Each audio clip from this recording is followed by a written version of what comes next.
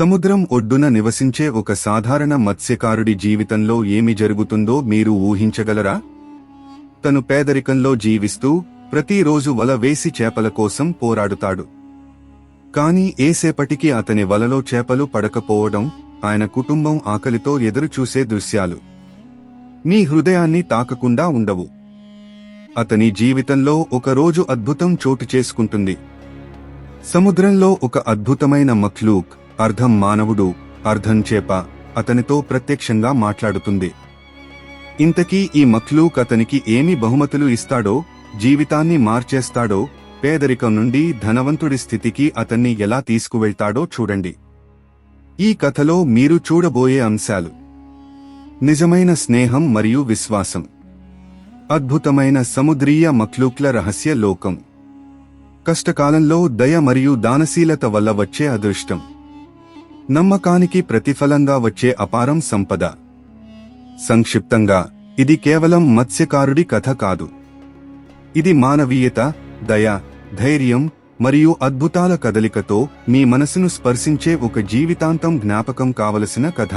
ఒక జమానాలో విషయం. సముద్రం ఒడ్డున ఒక మత్స్యకారుడు తన భార్యా పిల్లలతో జీవించేవాడు. అతని పేరు అబ్దుల్లా. అతనికి 9 మంది పిల్లలు ఉన్నారు. ప్రతి ఉదయం తెల్లవారుజామున అతను సముద్ర తీరానికి వెళ్లి వల వేసి చేపలు పట్టి బజారులో అమ్మి తెచ్చేవాడు. అదే అతని జీవనోపాధి. కాని దానితో వారి జీవితం బాగా కష్టంగా నడిచేది. ఒకరోజు అలా ఒక పరిస్థితి వచ్చింది. ప్రతి ఉదయం వెళ్లి వల వేసినా, గంటల కొద్దీ ఆగినా ఒక్క చేప కూడా దొరికేది కాదు. చివరికి సాయంత్రం ఖాళీ చేతులతో తిరిగి వచ్చేవాడు. అతని భార్యా పిల్లలు బీదగా ఆకలితో పడుకునేవారు. ఒకరోజు అబ్దుల్లా మళ్లీ ఖాళీ చేతులతో ఇంటికి వస్తుండగా మార్గమధ్యలో ఒక నానబాయి, రొట్టెలవాడు షాప్ కనిపించింది. అతను తందూర్పై వేడివేడిగా రొట్టెలు వేపుతున్నాడు. అబ్దుల్లా అక్కడే నిలబడి అతన్ని చూడసాగాడు. నానబాయి గమనించాడు, ఈ వ్యక్తి ఆకలితో ఉన్నాడు, రొట్టెలు కావాలి అని. ఎందుకంటే అతనికి అబ్దుల్లా తెలుసు. అతను స్నేహపూర్వకంగా పలికాడు, అబ్దుల్లా, లోపలికి రా, నీకు రొట్టెలు కావాలి అంటే తీసుకెళ్ళు. అబ్దుల్లా విన్న వెంటనే అన్నాడు, అన్నయ్యా, నీ దయకి ఎంతో కృతజ్ఞతలు. కాని నా దగ్గర రొట్టెలకి డబ్బు లేవు.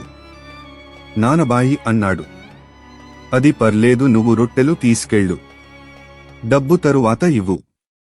అబ్దుల్లా చాలా సంతోషపడి అతనికి కృతజ్ఞతలు తెలిపి రొట్టెలు తీసుకుని ఇంటికి వెళ్లాడు. ఆ రోజు నుండి ప్రతిరోజు అబ్దుల్లా నానబాయి వద్ద రొట్టెలు తీసుకొచ్చి తన భార్యా పిల్లలతో కలిసి తినేవాడు. ఈ విధంగా చాలా రోజులు గడిచిపోయాయి. ఇలా కొన్ని రోజులు గడిచాక ఒకరోజు అబ్దుల్లా తనలో తాను ఆలోచించుకున్నాడు, ఇలా ఎలా జీవితం సాగుతుంది? ప్రతిరోజు సముద్రానికి వెళ్తున్నాను, వల వేస్తున్నాను, కాని ఒక్క చేప కూడా దొరకడం లేదు. సముద్రంలో చేపలు లేవా? కాని నా వలలో మాత్రం ఏం పడట్లేదు. ఆ ఉదయం కూడా అతను నిరాశతో, బాధతో సముద్రానికి వెళ్లి వల వేశాడు. అతనికి నమ్మకం లేకుండా పోయింది. ఇవాళ కూడా ఖాళీ చేతులతోనే తిరిగి వస్తాను అని. అతను కూర్చుని ఎదురుచూస్తుండగా ఒక్కసారిగా వలలో ఏదో కదలిక అనిపించింది. అబ్దుల్లా వెంటనే లేచి వలలాగాడు. అతనికి అనిపించింది, ఎంత పెద్ద చేపో చిక్కినట్టుంది. అతను బలంగా లాగి వల తీరానికి తీసుకొచ్చాడు. కాని వలలో ఏముందో చూసి ఆశ్చర్యపోయాడు. అది సాధారణ చేప కాదు, అది అద్భుతమైన మఖ్లూక్, అర్ధం మనిషిలాగా, అర్ధం చేపలా. ఆ మఖ్లూక్ మనిషిలా మాట్లాడసాగింది, దయచేసి నన్ను విడిచిపెట్టు, సముద్రంలోకి వెళ్లనివ్వు. అబ్దుల్లా ఆశ్చర్యపోయాడు. నువ్వెవరు? సముద్రంలో ఎలా పడ్డావు? ఎవరు నిన్ను ఇక్కడికి పంపారు? ఆ సముద్ర మఖ్లూక్ అన్నాడు, నా పేరు అబ్దుల్లా దరియాయి. నేను సముద్రంలోనే ఉంటాను. ఎవరూ నన్ను ఇక్కడికి పంపలేదు. అబ్దుల్లా ఆశ్చర్యపడి అన్నాడు, అయ్యో, వింత సంగతే. నా పేరు కూడా అబ్దుల్లానే. సరే, నేను నిన్ను విడిచిపెడతాను. నువ్వు సముద్రంలోకి తిరిగి వెళ్ళు అని చెప్పి వల సడలించాడు. అబ్దుల్లా దరియాయి మళ్లీ నీటిలోకి జారుకున్నాడు. కాని వెళ్లే ముందు అతను అన్నాడు, అబ్దుల్లా జమీనీ, నువ్వు నిజంగా మంచి మనిషివి. ఇక్కడే ఆగు, నేను వెంటనే వస్తాను అని చెప్పి లోతు నీటిలో మాయమయ్యాడు. కొద్దిసేపటికి తిరిగి పైకి వచ్చాడు.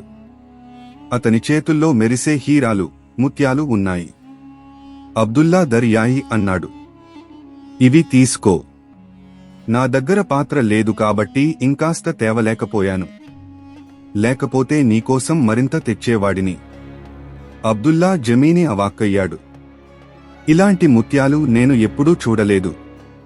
నీకు చాలా కృతజ్ఞతలు అని చెప్పి ముత్యాలు చేతిలో పట్టుకుని ఆనందంగా నానబాయి షాప్కి పరిగెత్తాడు. అబ్దుల్లా నానబాయి షాపుకి చేరుకుని ఆనందంగా చెప్పాడు, సోదరా, నేను ఎంత సంతోషంగా ఉన్నానో నీకు తెలియదు. అల్లాహ్ నా ప్రార్థనలు విన్నాడు. ఈ రోజు నాకు అపారం ధనం దొరికింది. కష్టకాలంలో నువ్వు నాకు తోడుగా ఉన్నావు.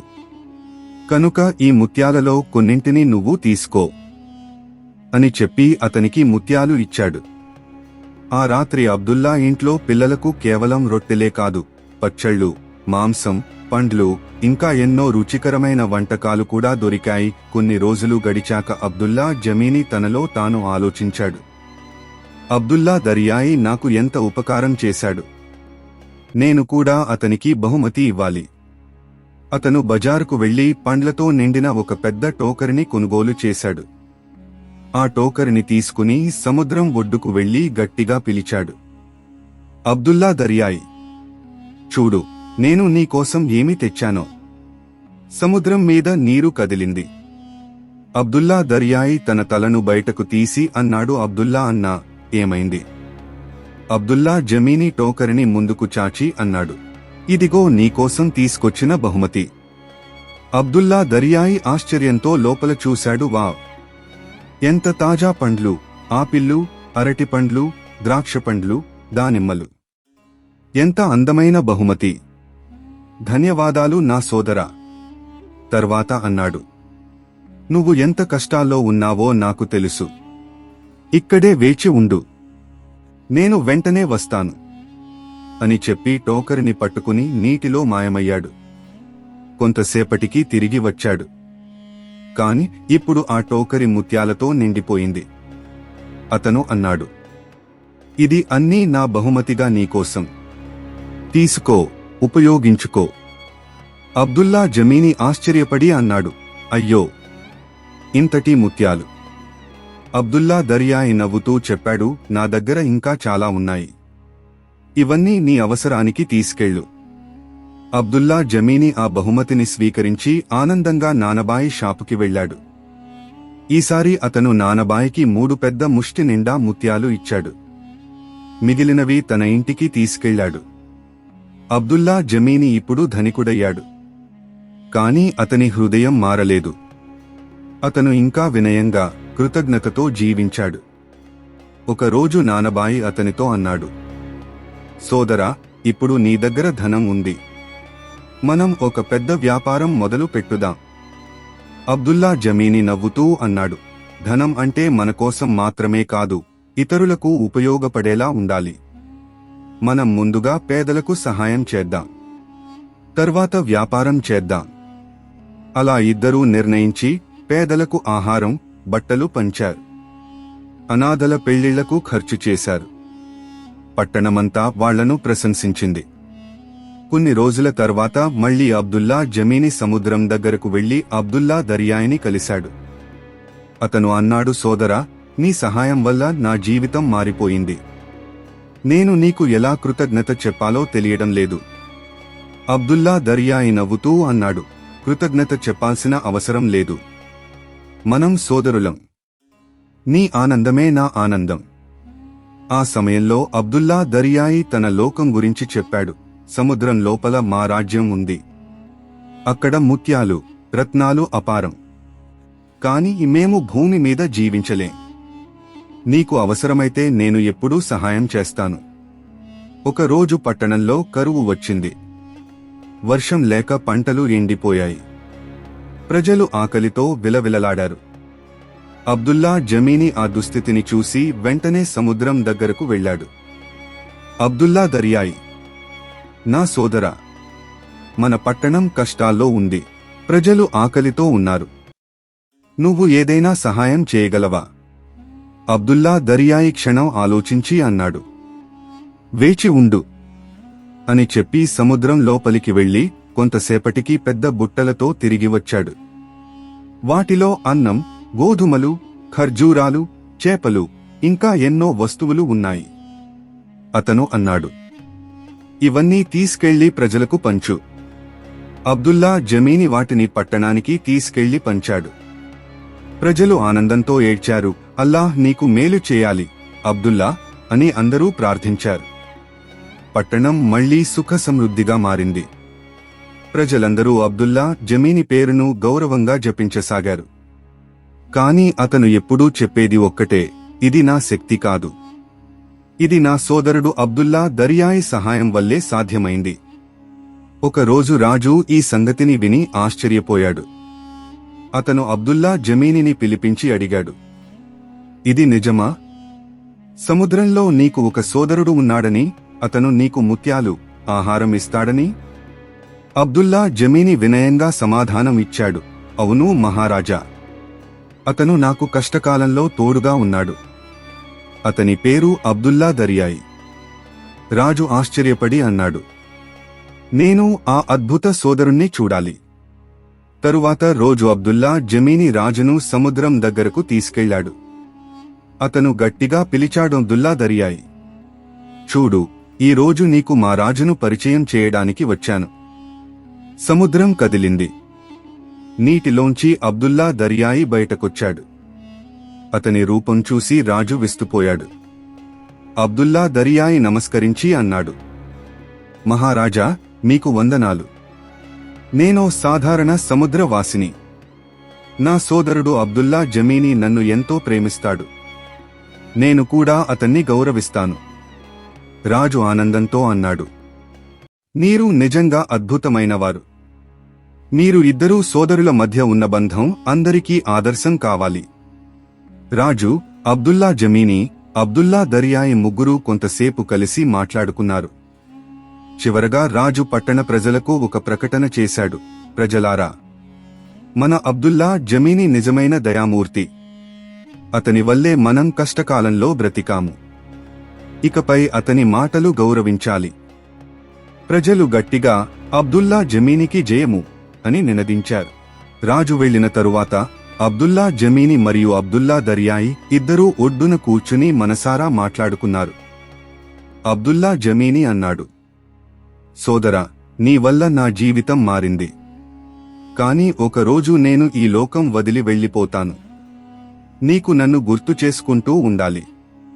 అబ్దుల్లా దరియాయి కళ్లలో నీళ్లు మెరిశాయి. అలా అనకు సోదరా.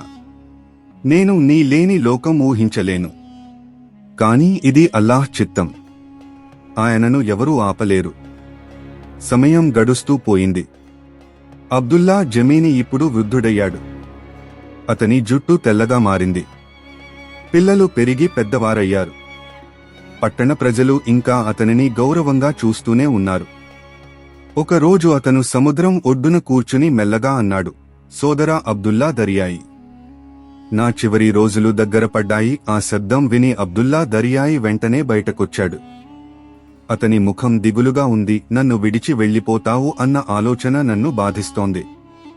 అబ్దుల్లా జమీని అతని చేతిని పట్టుకుని అన్నాడు, సోదరా, ఇది ప్రకృతి ధర్మం. కాని మన బంధం ఎప్పటికీ నిలిచిపోతుంది. నా పిల్లలు, నా ప్రజలు నీకు సోదరులానే ఉంటారు. వారిని కాపాడుతావని నాకొక మాటివ్వు. అబ్దుల్లా దరియాయి కళ్లలో నీళ్లు తిరిగాయి. అవును, నీ పిల్లలు, నీ ప్రజలు నా సోదరులాంటివారే. నేను ఎల్లప్పుడూ వారిని కాపాడుతాను.